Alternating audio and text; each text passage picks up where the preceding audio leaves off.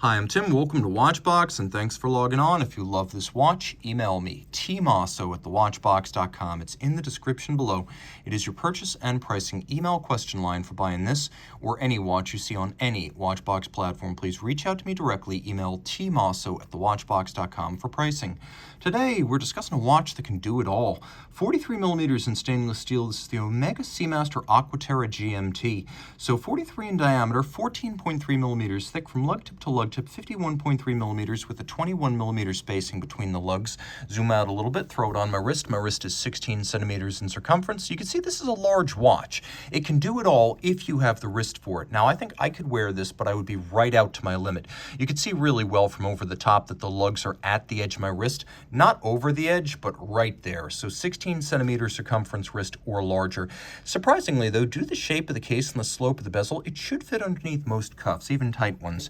The strap is large rectangular scale alligator leather with big symmetrical scales, so undoubtedly a high quality, expensive cut of alligator hide. It's a dark brown with a matte finish. There is some bolstering or stuffing to give it volume. There's a monotone stitch, a folded edge, and then we have calfskin on the bottom, and you can see this is a brand new Omega factory strap, unworn. We have a buckle that is satin finished with the exception of a polished Omega logo. Twin triggers release it, so it's not going to pop open until you press both triggers, so one is not enough.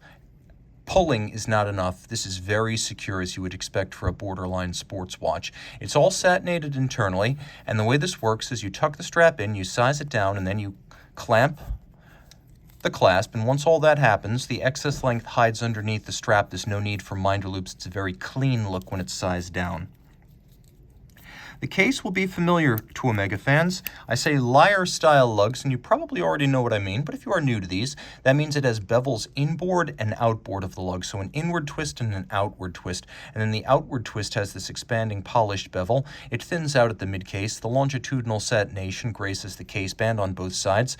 This is a pre-2017 variant of the Aqua Terra, so we have a little bit of crown recess in the profile. It effectively acts as a shear guard or a crown guard.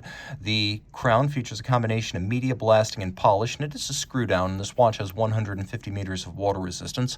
There's a conical bezel that has a little bit of a lateral step to thin out the watch visually, and then we have a silver white dial with the teak deck concept, or that vertical striation designed to remind you of the planking of a yacht deck.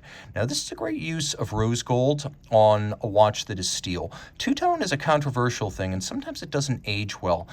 But I can say that when it's used inside the watch as opposed to outside, the combination of base metal and rose or yellow gold seems opulent without being extroverted or overt. This is a lovely way of pairing rose gold with steel without creating something that looks like it's 80s or 90s dated. So we have lovely indices placed by hand. We also have hands at center with a contrasting finish. You can see how there's both satin and polish, and we have the same on these faceted individual appliques. As you can see, they are combined with polish on their outer faces and then satin on the very tops. There's also plenty of luminescence. In fact, on the dial, all four hands, hours, minutes, seconds, plus the secondary time zone, are luminescent.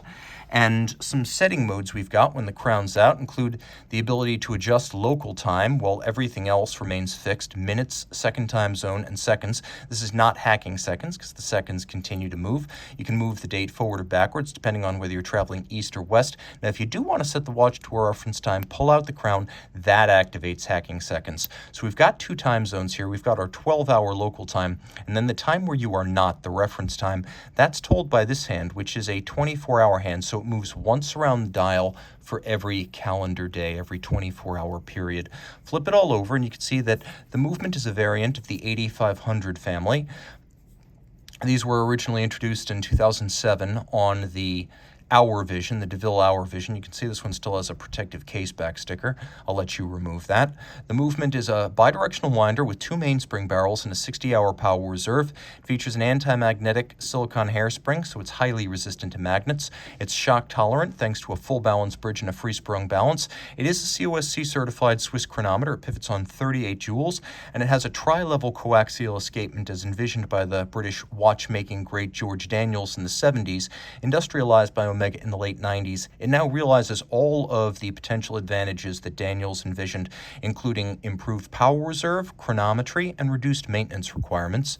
Now, we also have a twin barrel setup, not for an excessively long power reserve. You can get to 60 hours, which this has using one barrel, but two barrels in series, which we have here, makes for more even and gradual torque release. So the torque curve being flatter, it doesn't cause the watch to run really fast when fully wound or to lose a large amount of time after 18, 36, 24 hours, that sort of thing. You can get that with a single barrel, less so with a double barrel. Reach out to Team Mosso at thewatchbox.com for purchase and pricing details for this Omega Aqua Terra GMT.